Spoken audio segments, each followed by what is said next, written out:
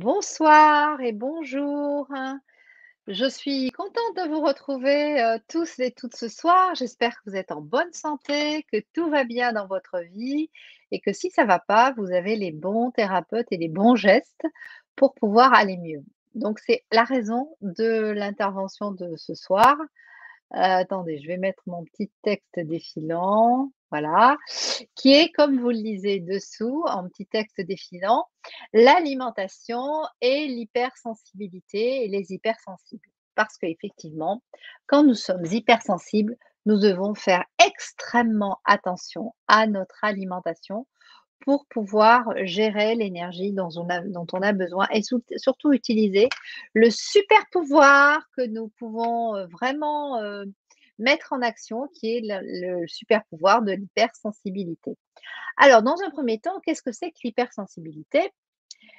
C'est une sensibilisation accrue au monde subtil, au monde invisible et au monde visible, et on a une façon de traiter l'information qui est différente de celle des autres.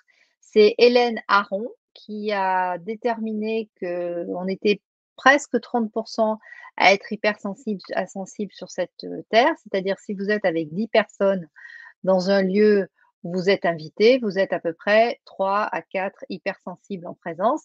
Mais sachez, un petit truc super intéressant, c'est que les hypersensibles s'attirent, un peu comme des aimants. Donc, il est possible que si vous êtes 10 personnes dans ce lieu, il y ait un peu plus d'hypersensibles qu'il n'en existe dans la réalité. Et donc, il faut savoir que les hypersensibles consomment énormément d'énergie. Ils ont besoin de beaucoup d'énergie parce qu'ils carburent tout le temps à fond. Ils sont tout le temps en train de réfléchir, tout le temps en train de sentir des choses, tout le temps être en connexion avec l'univers, avec leurs ressentis. Et donc, en fait, ils ont besoin de beaucoup d'énergie, d'où l'importance d'avoir une super alimentation. Les hypersensibles ont une sensibilité, comme on dit, à fleur de peau, c'est-à-dire que c'est ça fleur sur la peau. Ils ressentent intensément les émotions, ils ressentent beaucoup l'inquiétude ou alors la joie ou alors la tristesse.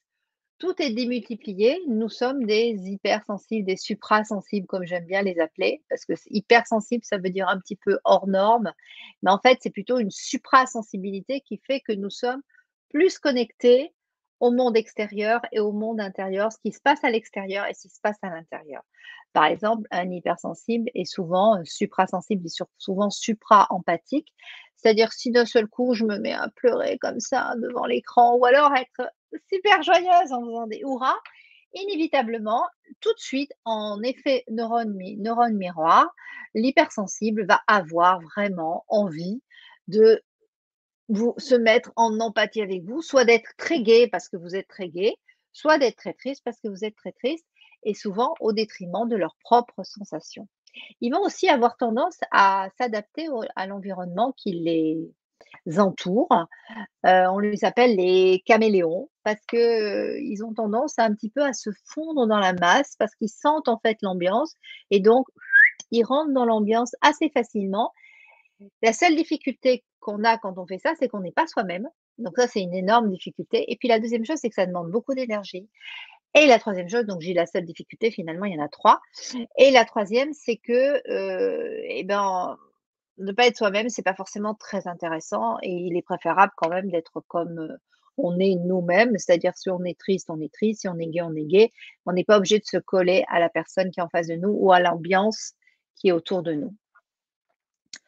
Donc, vous l'aurez compris, cette mini, intervention est faite pour vous aider à vous alimenter pour mieux gérer votre hypersensibilité. Alors je me présente, je suis, Johanna Dermy, je suis praticienne de santé naturopathe, thérapeute, voilà 30 ans que j'exerce en région parisienne et en visio. Les personnes qui viennent me voir sont issues donc de la France entière, mais aussi de l'Europe. Et j'ai un cabinet à Gare de Lyon, à Paris, donc je suis visible et vous pouvez prendre rendez-vous avec moi grâce à mon site qui vous propose des rendez-vous si vous en avez besoin. et je suis spécialisée dans l'hypersensibilité et également j'accompagne des femmes à être mieux dans leur féminité et je forme des thérapeutes à l'animation de cercles de parole de femmes. Voilà, je ferme la parenthèse. Ça, c'était pour me présenter, pour savoir à qui vous aviez affaire aujourd'hui quand vous écoutez cette intervention. Donc, comment réussir à gérer l'hypersensibilité grâce à l'alimentation? Et d'abord, une petite définition, qu'est-ce que c'est que l'hypersensibilité? Surtout qu'il existe trois formes d'hypersensibilité. Nous avons l'hypersensibilité émotionnelle, c'est-à-dire qu'on possède certaines caractéristiques qui réagissent fortement aux stimuli émotionnels. Les- nous sommes souvent très réceptifs à nos émotions et aux émotions des autres. Et souvent, quand on est en contact avec nos émotions, on peut avoir des up et des down qui fait qu'on manque beaucoup, on peut manquer beaucoup d'énergie si notre alimentation n'est pas cadrée, entre autres. Il n'y a pas que ça, mais si déjà il y a une base alimentaire, on s'en sort un peu mieux. On a également une hypersensibilité, auditive, mais également olfactive et sensorielle. C'est-à-dire que nous sommes, touchés par l'environnement, par ce qui se passe dans l'environnement, mais par également ce qu'on sent dans l'environnement. Donc moi, j'accompagne, des personnes également, je suis spécialisée dans l'accompagnement des intolérances et des allergies et je me rends compte que moins les personnes ont des intolérances et des allergies alimentaires, plus elles gèrent leur hypersensibilité. C'est d'ailleurs un des témoignages de Karine qui vient pour des intolérances et qui est également hypersensible et elle me faisait la confidence, lors de son dernier rendez-vous, c'est qu'en fait, ses allergies diminuent et également elle sent qu'elle est beaucoup moins réactive émotionnellement en même temps que ses intolérances diminuent. Donc ça, c'est vraiment, une constatation de terrain, mais c'est une constatation qui est assez fréquente dans mon cabinet. Donc moins je suis intolérant aux produits alimentaires et mieux je gère mon hypersensibilité et donc plus je me sens libre et moins manipulée par mes émotions.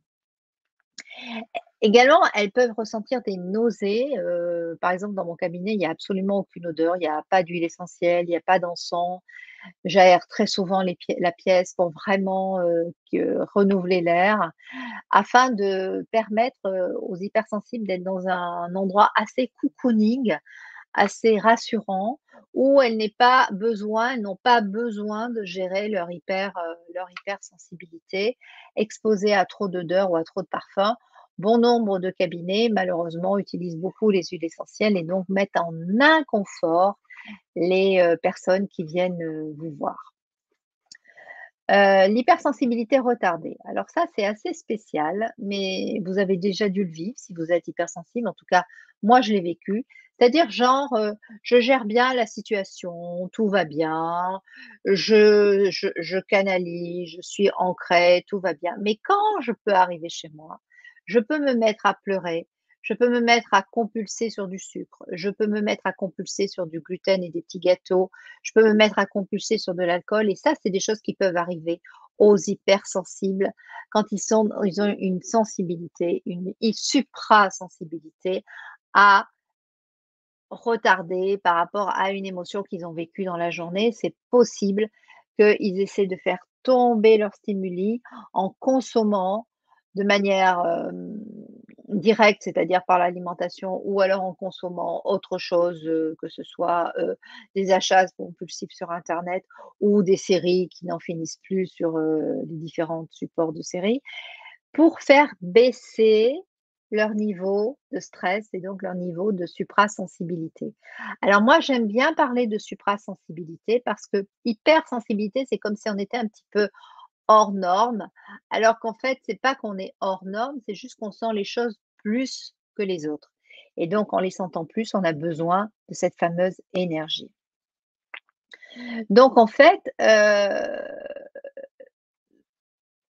c'est parfois les premiers en front line avec le burn-out parce que comme ils sentent tout et qu'ils n'ont pas l'habitude de déverser ou de gérer cette hypersensibilité ou peut-être qu'ils ne savaient pas qu'ils étaient hypersensibles, en fait, ils ont tendance parfois à penser que quand quelqu'un leur dit pas bonjour, c'est parce qu'ils leur en veulent, ou, ils font la tête ou, ils ont fait quelque chose de mal. Ils se mettent toujours, toujours, toujours en question, mais parfois trop Et comme j'ai l'habitude de dire à certains de mes patients: «Attention, le mieux est l'ennemi du bien». C'est-à-dire qu'il faut faire bien, mais on n'est pas obligé de faire mieux et de faire parfait. Donc ils sont souvent dans une hyper perfection qui parfois les éloigne de leur propre réalité. Donc et de revenir dans la terre, c'est-à-dire dans l'alimentation, dans les produits de la terre et dans le concret, dans l'ancrage, ça aide beaucoup les hypersensibles. Les hypersensibles sont également plus sensibles à la douleur. On retrouve beaucoup plus de personnes fibromyalgiques dans les hypersensibles, car la sensibilité sensorielle peut vraiment affecter le système nerveux central, notamment dans les régions cérébrales liées, bien entendu, au traitement sensoriel de la douleur. Il y a des études qui ont été faites là-dessus et qui montrent que les personnes fibromyalgiques souffriraient également de sensibilité accrue à la lumière et notamment à la lumière bleue. Donc attention aux écrans le soir tard quand on est hypersensible. Alors l'alimentation chez les hypersensibles, puisque tel est le grand sujet de cette rencontre dans cette vidéo, c'est d'abord de savoir que vous avez besoin de beaucoup d'énergie, que vous avez besoin d'avoir une santé optimale pour pouvoir au mieux profiter des bénéfices de cette suprasensibilité. Et pour bénéficier de cette suprasensibilité, il vous faut une alimentation d'équerre dans 90% des cas de vos repas. Donc ça vous laisse 10% où vous pouvez faire ce que vous voulez, mais 90% des cas, il est vraiment important que vous ayez une alimentation d'équerre, c'est-à-dire suffisamment de légumes, suffisamment de fruits. Vous savez qu'aujourd'hui, on mange trop de fruits, donc il vaut plutôt manger des légumes et voire 2 fruits par jour, voire des fruits petits fruits comme les fruits rouges et les fruits violets. Mais il est préférable de manger plus de légumes que de fruits parce que les fruits, on va en parler un peu plus tard, contiennent du sucre et du sucre parfois qui peut être très handicapant pour le cerveau. Donc je vais vous expliquer après pourquoi. Également, et puis parce que ces légumes vont constituer des fibres pour les intestins et on va y venir un peu plus tard. Et également énormément de protéines. Vous ne pouvez pas ne pas consommer de protéines, qu'elles soient végétales ou animales en fonction de ce que vous voulez faire. Vous pouvez trouver des très, très bonnes protéines dans les végétales et vous pouvez trouver aussi des protéines intéressantes, ne serait-ce que le poisson et les œufs à la coque, dans les protéines. Donc ça, il vous faut de l'énergie. N'oubliez pas que l'ADN est constitué uniquement de protéines et donc c'est la structure et la colonne vertébrale de votre corps. Donc ce qui fait que vous êtes debout, c'est grâce à vos protéines. Comme je vous l'ai dit tout à l'heure, les les hypersensibles, les suprasensibles sont vraiment beaucoup plus enclins aux allergies et aux intolérances alimentaires parce que tout est en excès en fait. Même leur système digestif est hypersensible. Donc en fait, l'idée c'est de diminuer cette sensibilité du métabolisme, du système métabolique pour pouvoir après gérer mieux et pouvoir être plus prêt à recevoir cette hypersensibilité cérébrale et émotionnelle. Les personnes hypersensibles peuvent déclencher des allergies au poil de chat suite au décès de leur animal préféré. Elles peuvent également ne pas supporter un tissu, un drap, un fil particulier et faire des petits boutons sur la peau suite à une émotion ou même juste parce que le tissu contient un produit auquel elles sont allergiques. Elles peuvent être éternuées de manière fréquente et presque des séries d'éternuements si les personnes sont en contact avec des odeurs qu'elles ne supportent pas. Les suprasensibles sont vraiment suprasensibles. Également, les suprasensibles peuvent avoir tendance à la boulimie, ce qui est quand même un peu surprenant. Mais oui, parce que la boulimie, en fait, on mange nos émotions. Donc, est-ce qu'elles mangent leur brocoli ou est-ce qu'elles mangent leurs émotions? Le brocoli, encore, il n'y a pas trop de risques. Quoique sur les thyroïdes, il y en a un petit peu, mais de manière générale, le brocoli, en évitant d'en consommer 3 kilos par jour, il n'y a pas trop de risques. Mais quand même, souvent, elles sont boulimiques, non pas de brocoli, mais plutôt de produits sucrés ou à définition sucrée ou à goût sucré. Grâce à la naturopathie, vous pouvez prêter attention à votre santé et notamment faire des cures, faire des mini monodiètes, c'est-à-dire un seul aliment pendant une journée, voire des mini-jeûnes Il n'y a pas de risque à jeûner un repas par jour et en ayant, comme je disais tout à l'heure, d'une orientation saine, mais le bon sens près de chez nous, en fait. Consommer des aliments crus et des aliments de bonne qualité. Également, il est important d'associer à une bonne mastication parce que vous avez bien compris que si mon estomac, il n'y a pas de dents dans l'estomac, donc il est important d'utiliser vos dents. Et quand j'utilise mes dents, je fais bouger en même temps mon cerveau, donc je me rééquilibre, hein. Donc je fais un léger massage qui va permettre à cette sensibilité de s'apaiser parce que quand je mâche, je pense pas à autre chose. Chose très importante, j'oubliais, vous éviterez bien entendu de manger en regardant la dernière série préférée ou le dernier documentaire que vous avez oublié de regarder ou qui pourrait éventuellement vous intéresser. Bien entendu, il est important de boire, de l'eau parce qu'il faut hydrater tout ça. Il faut hydrater votre système digestif, il faut hydrater votre système nerveux, votre système lymphatique, votre sang. Il faut hydrater votre peau, que votre peau soit correctement hydratée, donc il faut boire et ça, c'est très important. Donc il s'agit de privilégier les aliments naturels, si possible issus de l'agriculture biologique ou en tout cas raisonnée, une agriculture raisonnée où on n'est pas en train d'injecter des insecticides et des pesticides sans arrêt dans les plantes et dans les fruits que vous allez consommer parce qu'après une fois qu'ils sont dans votre corps, et ben, ils vont se coller aux parois, notamment des intestins. Pourquoi la consommation de légumes et pourquoi? Parce qu'au niveau des intestins, il faut que vous sachiez quand même que 90 des neurotransmetteurs sont élaborés par l'intestin. Donc 90 des neurotransmetteurs, les neurotransmetteurs qui ont pour mission d'équilibrer le système psychique, que ce soit la dopamine, la noradrénaline, l'ocytocine, la sérotonine, et cetera, l'acétylcholine, et cetera. Ce sont des neurotransmetteurs qui vont équilibrer votre psyché. Donc, si vos intestins ne sont pas nourris correctement, s'il n'y a pas suffisamment de fibres, si votre évacuation des selles ne correspond pas à votre repas à vos repas de la journée le lendemain matin, eh bien, vous avez obligatoirement un biotope qui est perturbé. Si vous avez des selles qui ne sont pas bien moulées, votre biotope, il est perturbé.